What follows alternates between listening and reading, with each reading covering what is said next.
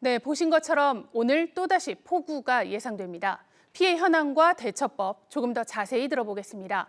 한국교육시설안전원 박구병 이사장님 연결돼 있습니다. 이사장님 안녕하세요. 네, 안녕하세요.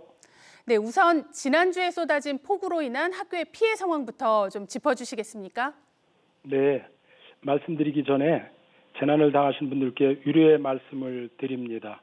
다행히 방학 중이라 학생들이 등교를 하지 않아 시설물 피해로 인한 인명사고는 발생하지 않은 상태입니다. 다만 지난주 수도권에 이어 이번 주엔 충청과 경상권에서 시설 피해가 발생했는데요.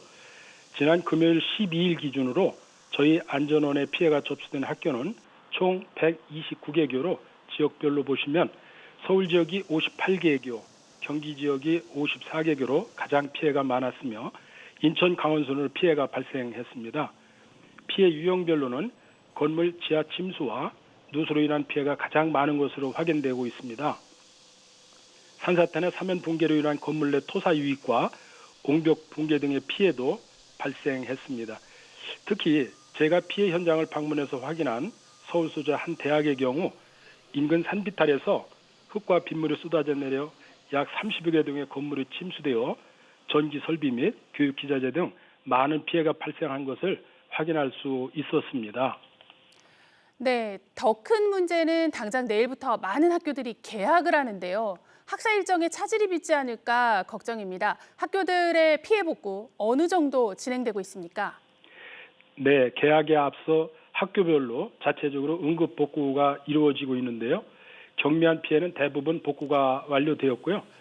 피해가 큰 학교는 2차 피해를 예방하기 위한 작업이 진행되고 있습니다. 일부 학교의 경우 비탈면 붕괴 같이 피해 규모가 커서 피해물 철거와 보수 보강에 절대적인 시간이 필요한 복구가 지연되는 경우가 있기는 한데요. 피해 학교가 속한 교육청은 물론이고요. 저희 안전원의 모든 임직원이 비상체계에 돌입해 신속한 복구를 위해 노력을 하고 있습니다.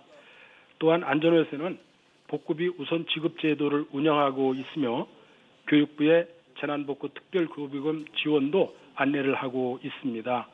안전원은 학사 일정이 정상적으로 운영되도록 이번 호우 이후로도 교육부, 교육청, 각급 학교와 지속적인 협력 체계를 구축하고 추가적인 피해를 예방하기 위해 적극 지원할 계획입니다. 네, 그런데 오늘 또 큰 비가 예보돼 있습니다. 피해를 좀 예방하려면 어떻게 해야 할지도 설명해 주시죠. 예, 우선 학교 자체 시설과 주변의 지형 지세 등을 고려하고 안전 취약 부위를 찾아 미리 예방 점검하고 필요한 조치를 철저히 해야 피해를 막거나 최소화할 수 있겠습니다. 각 주체별로 설명을 드리면요. 학교에서는 우선 1차 피해가 발생한 곳이 있다면 이곳을 중심으로 주변을 점검하셔서 2차 피해가 발생하지 않도록 피해 확산 방지 조치를 하는 게 중요합니다. 그리고 배수로를 점검하고 지하실 같은 경우엔 전기나 가스 공급 장치를 차단하는 것이 피해를 줄일 수가 있겠습니다. 피해가 없던 학교라도 모든 문과 유리창의 잠금 상태를 확인하시고 학교 담장 주변에는 주민들께서 주차하지 않도록 사전에 안내해 주시는 게 좋습니다. 학부모님들 같은 경우엔 등교 과정에서 예상되는 위험 요소를 사전에 파악하셔서 자녀들에게 설명해 주시는 것도 좋겠고요. 학생들은 투명한 우산을 사용할 걸 권장합니다. 또 이상 기후 시에는 이어폰을 끼고 이동하는 것은 아주 하기 때문에 이걸 피해야 하고요. 오늘도 전국적으로 집중호우가 예상되어 있는데요. 다 같이 지혜를 모아서 빨리 복구가 이루어지고 피해가 최소화되길 기대합니다. 네, 철저히 준비해서 더 큰 피해 없이 2학기가 시작되길 바랍니다. 오늘 말씀 잘 들었습니다. 네, 감사합니다.